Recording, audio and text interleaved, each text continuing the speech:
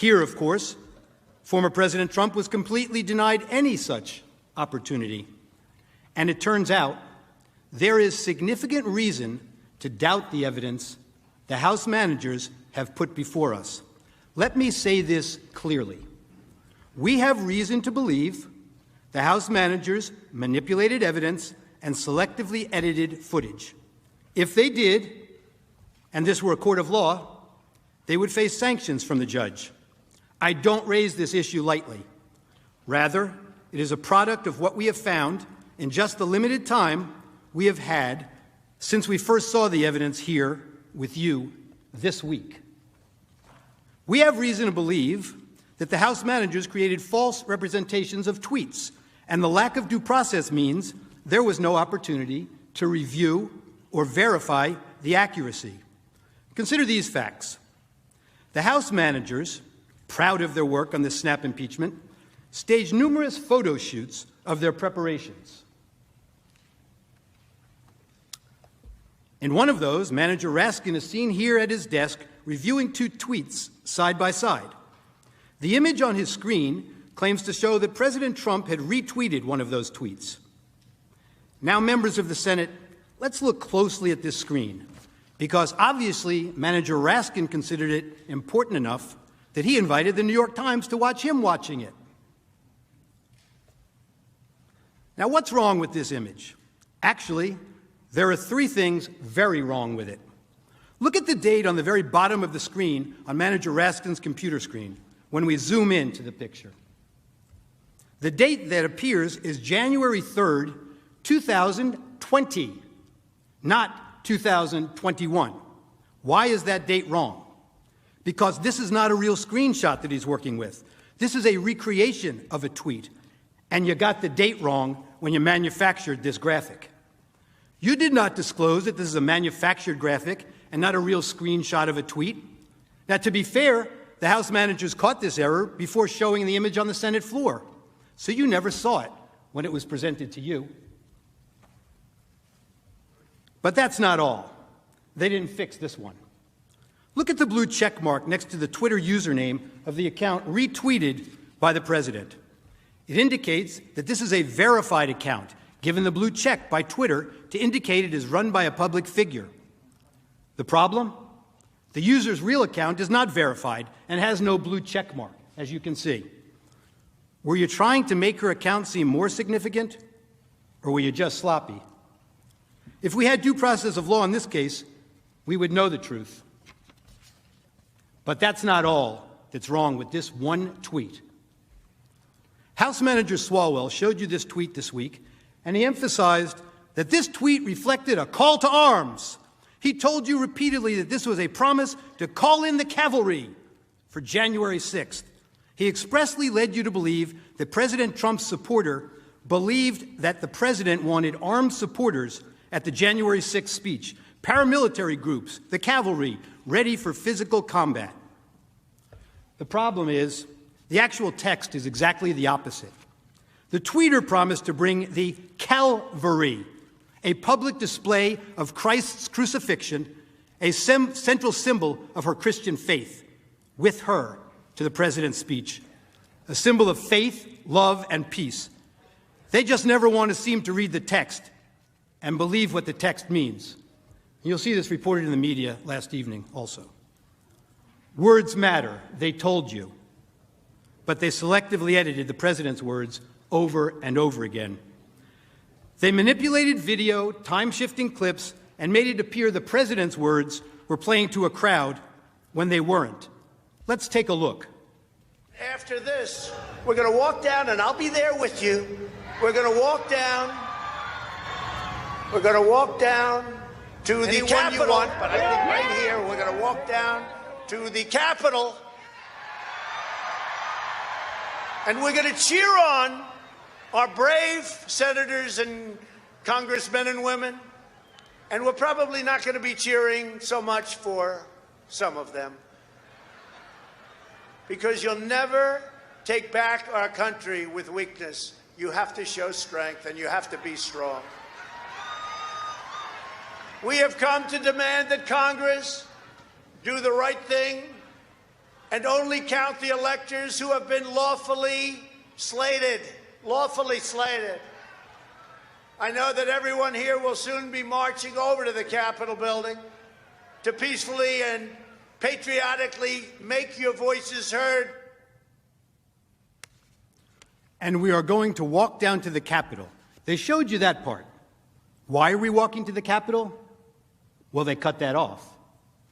To cheer on some members of Congress, and not others, peacefully and patriotically.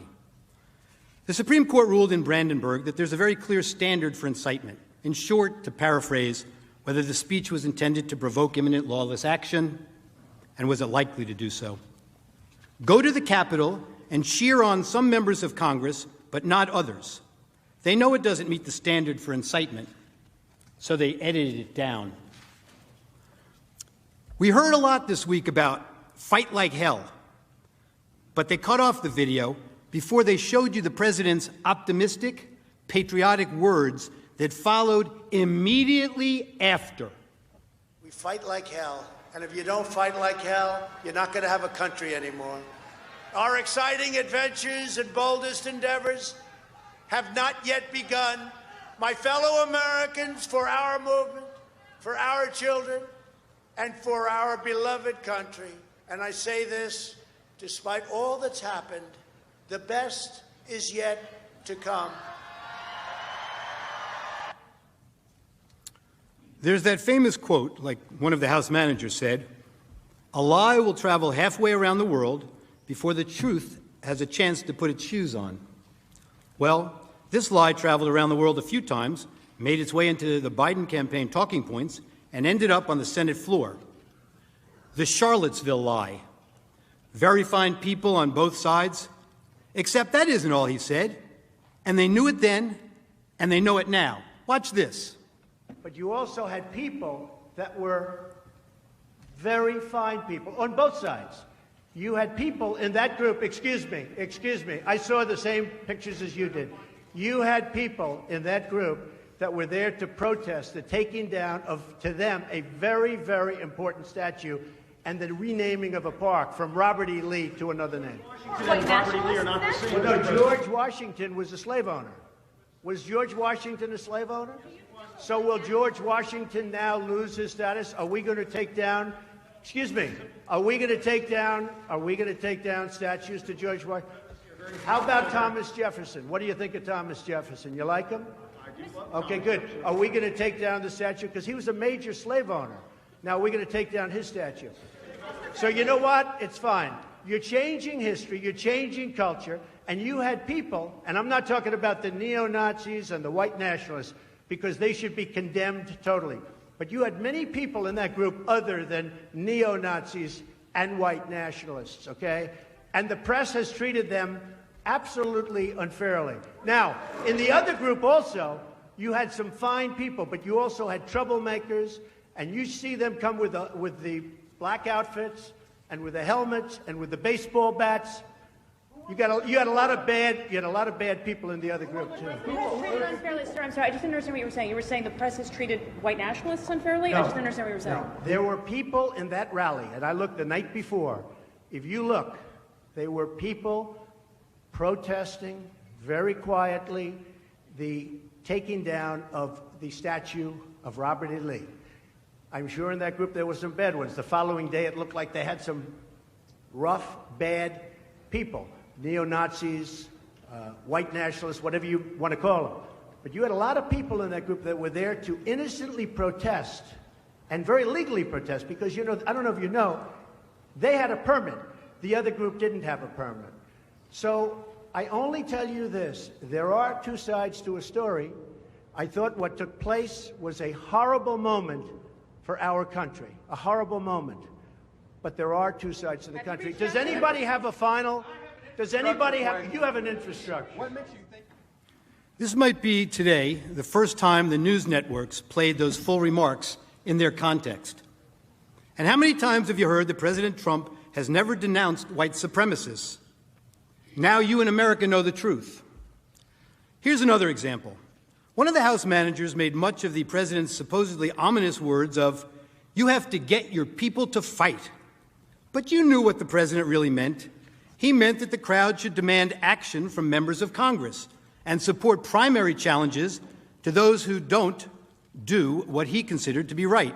Support primary challenges, not violent action. I know what he meant because I watched the full video, and so did the House managers, but they manipulated his words. You will see where they stopped it, and to give it a very different meaning from the meaning it has in full context. Let's watch. You have to get your people. If liberal elitists from California want to drive electric vehicles, so be it. But my constituents, Mr. Chair, should not be forced to do the same. I believe in choice, not mandates by the federal government. Mr. Speaker, I strongly oppose of this Republican's latest assault on the health and safety of our children. Every child deserves clean air to breathe. We in California believe this is our sacred duty. That is why our state has taken strong action to reduce vehicle pollution, preserve our environment, and protect our children. So I just have one question for our allies across, our colleagues across the aisle. Why? Why don't you want children to have cleaner air to breathe? Why don't you understand what this means to their health? Why do you not understand the connection between pollution and asthma and how unfair that is to children in our population? That's why more than 5 decades ago, this Congress acted to preserve California's authority to protect our children and has repeatedly reauthorized that since. Despite this precedent, this bill would restrict the ability of states like California to protect families from dangerous pollution. Now, it's important for people to understand that, as the gentlelady pointed out, this is at the discretion of the states. 17 states have decided that they would use such a waiver in order to protect the children and the air that they breathe. So why would you want to throw the American auto industry into disarray, diminishing leadership and electric vehicle future? You know, Mr. Speaker, as the gentlelady referenced, it's an economic decision that our industry makes. We have in this body, in the Democratic majority, come to the aid of the auto industry, not corporations, but the industry and the workers. And we want our auto industry to be preeminent in the world. California is a very big market for the auto industry. For 50 years, they have lived with this emissions standard, this waiver that enables that to happen. If you're making cars for California, it's easier then to make the same safe cars for the rest of the country because it's a big market in California. And 16 other states have followed suit, representing at least 40% of new auto purchases in our country, a big chunk of our auto industry economy. So again, what would be the reason that you would interfere into the free market of the auto industry, into the free breathing of our children of cleaner air? The only explanation could be that big oil opposes this legislation. They're so living in the past, they don't even realize it, that the future is upon us, and the future is for the children. With that, I urge a no on this rule and yield back the balance of my time. Reserve. The gentlewoman reserves. The gentleman from Texas is recognized. Thank you, Speaker. At this time, I'm pleased to recognize the gentleman from Minnesota, Mr. Stauber, for 5 minutes. Without objection. Thank you very much. Mr. Speaker, just moments ago, the distinguished gentlelady from California made the statement and asked why Republicans don't want clean air and clean water. I reject that premise. because this administration would rather mine in the Congo, where they use child slave labor, zero environmental standards, and zero labor standards to get to these EV vehicles. This administration has stopped mining in the biggest copper nickel find in the world, which is in northeastern Minnesota. And my colleagues on the other side of the aisle and this administration has stopped it. So don't come here and ask me why my Republican colleagues and I have the stance we have. We are environmentalists and we want clean air and clean water. That's an excuse.